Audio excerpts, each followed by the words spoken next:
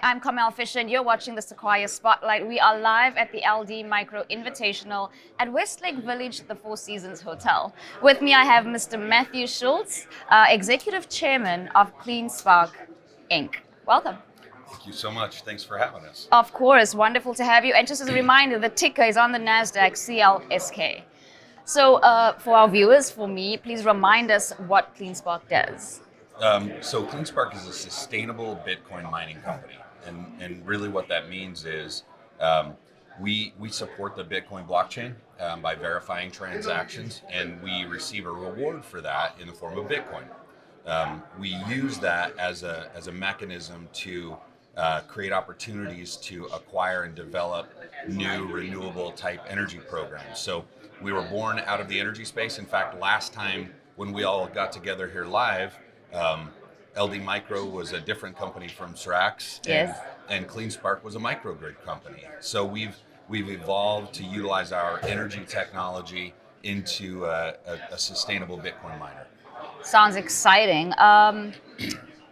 What can you tell us about, the strengths of the company? Let's start with the what has gotten you to evolve in this way?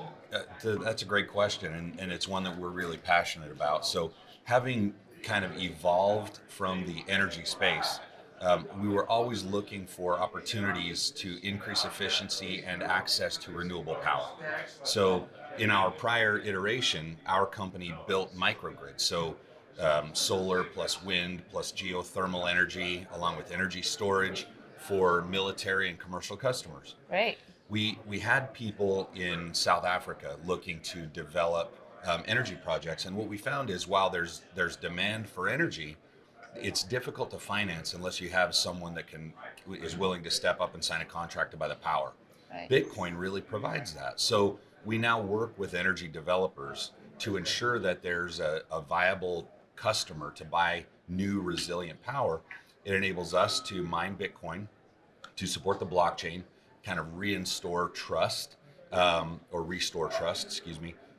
also then to very profitably mine Bitcoin in a sustainable manner. Wonderful. My interest always gets piqued when I hear South Africa, my hometown, Johannesburg. What was the experience like going in there? I mean, you just kind of touched on it, but where would you now kind of spread your wings to? So the interesting part about South Africa, our early CleanSpark team worked with a gentleman named Mark Gordon, who was the Minister of Energy, and identified community-based microgrid opportunities. That is, a place that you can install energy generation plus energy storage that can benefit an entire community. The challenge is, and the reason the World Bank wouldn't continue to finance these projects, is there isn't a guarantee that you're going to get your money back if you build an energy project. What's really cool about Bitcoin is a Bitcoin miner like CleanSpark can create a facility in any region and create demand for that power that supports the development of renewable energy to support communities in need. We recently announced 500 megawatts in an area of West Texas that historically has been supported by coal and natural gas.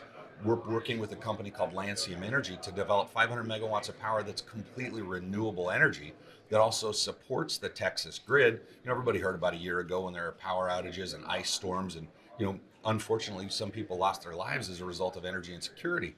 So by being a responsible miner, by doing what we do, we have the ability to partner to work in conjunction with the utility grids, with power developers, to buy that energy, to make a useful business case, but to also support the communities in which we operate.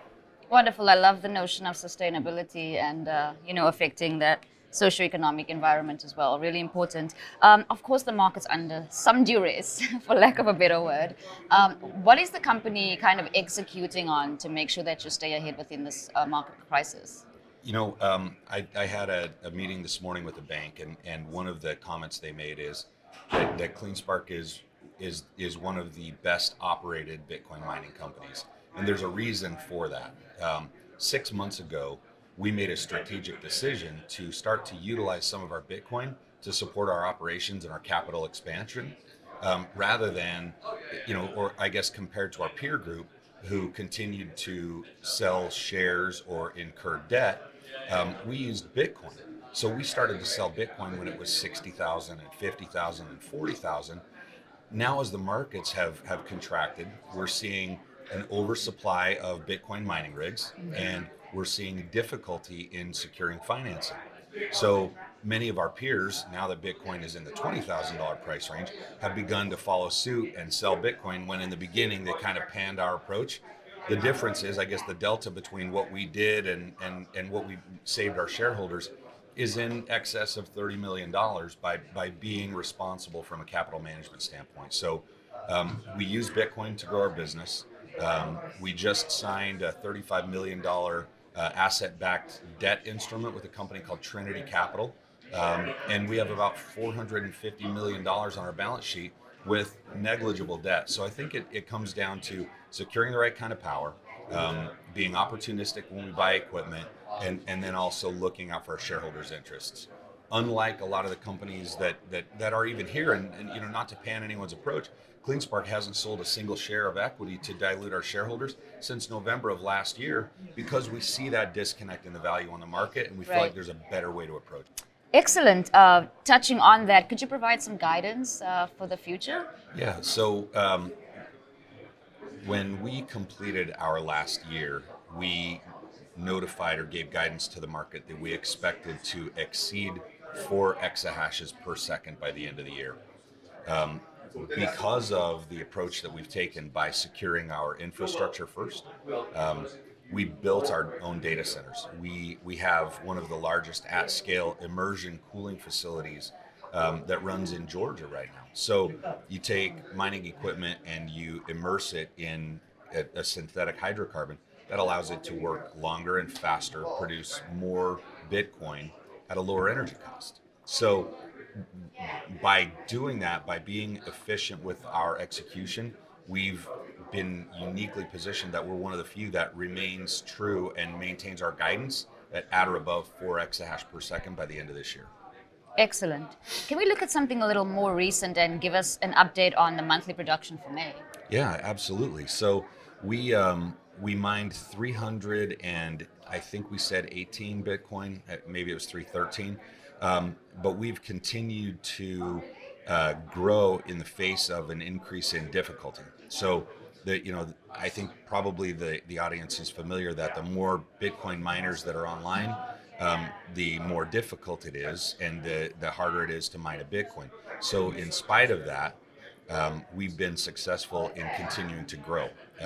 We purchased equipment and prepaid for it years ago, or a year ago, and those shipments are coming in as we speak, and we're unique in that we have places to plug them in. So beyond that, we've also had some of our peers that also ordered equipment that now no longer have the capital to take the final delivery or the plugs to put them onto the blockchain.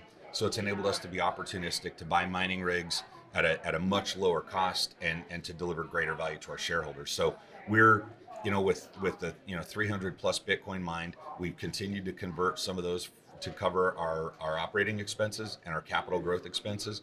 And we've also, as I mentioned, secured some debt. So we're very well positioned coming into this, kind of difficult period of time in our global economy.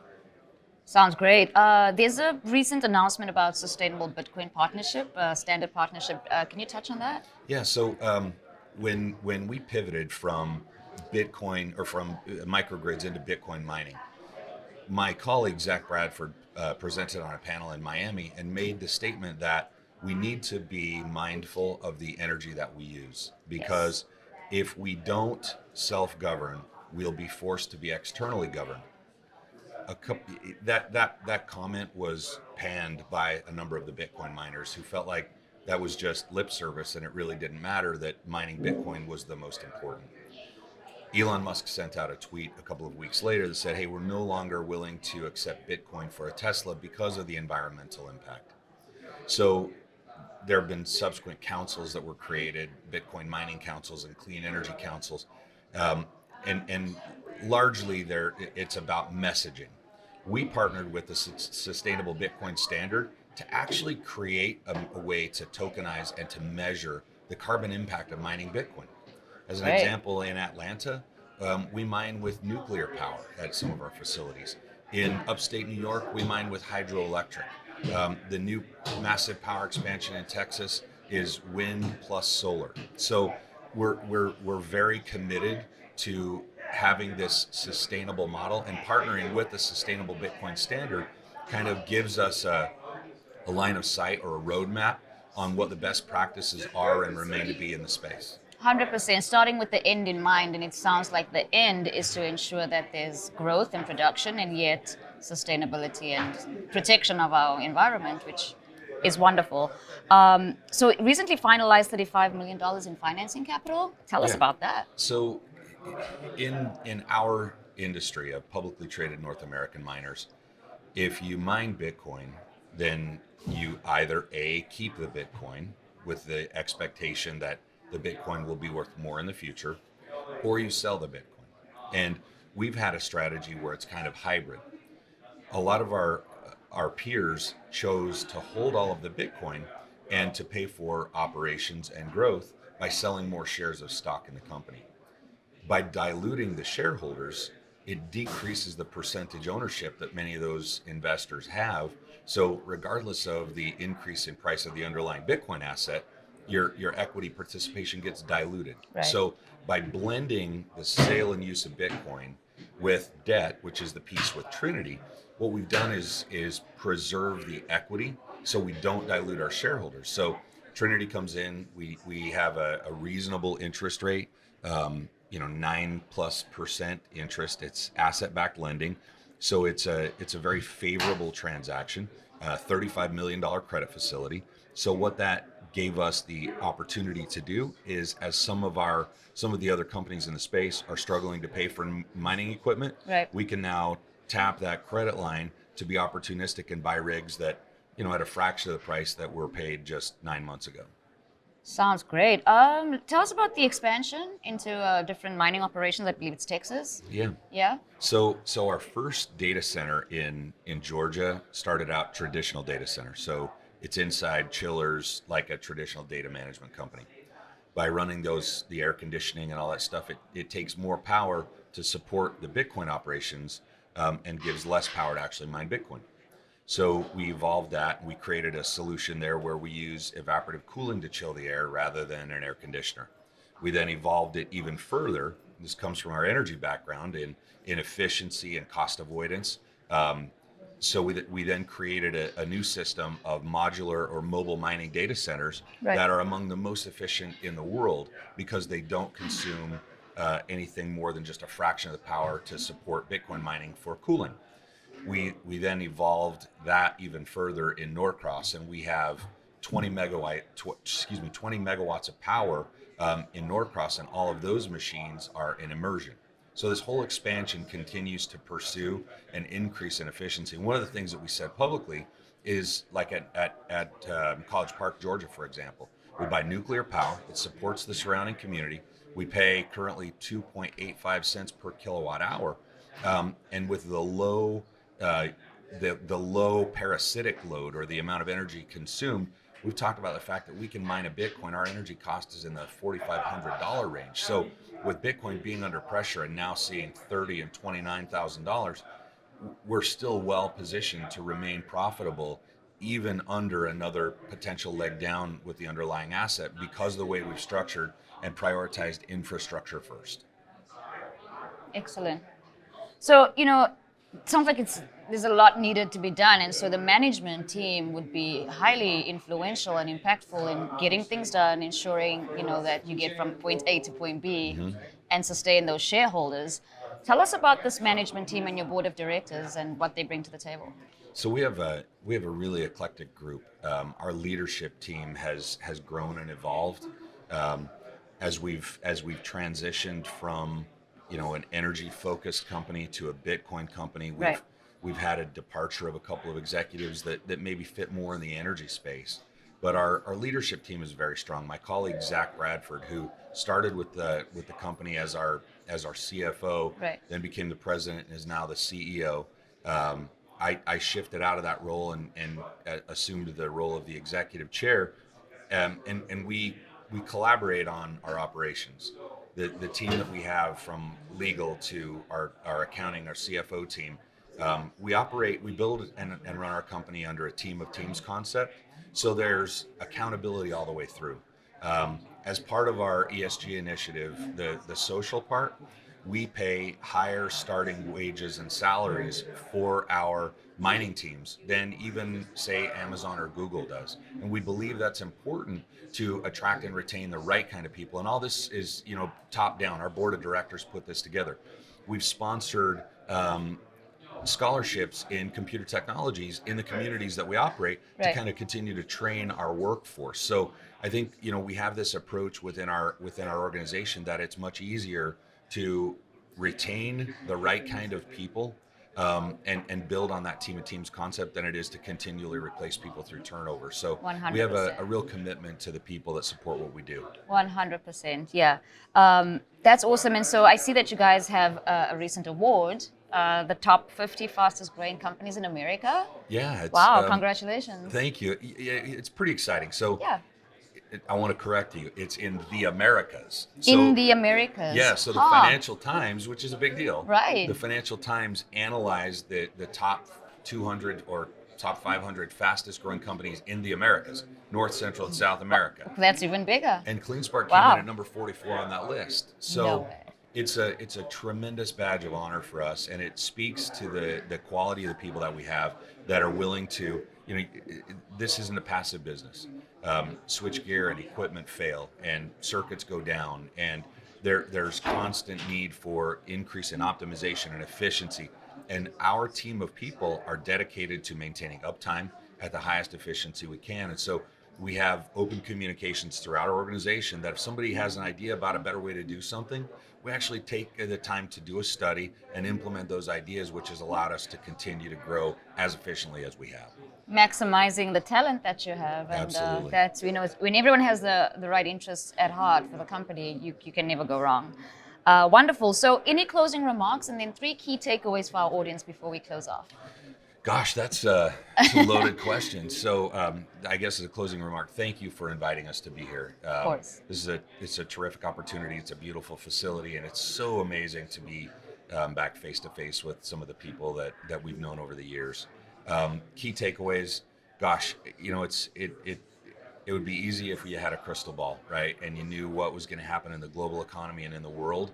Right. But I guess the takeaways would be that Bitcoin is designed to continue to be more difficult. The very nature of the algorithm makes it so that every 4 years, the award gets cut in half. So as CleanSpark has modeled and designed our business, we've factored in that halving. So it's scheduled for May of 2024. So we basically built our model such that we could remain profitable, assuming that the award of the underlying asset that we mine is cut in half.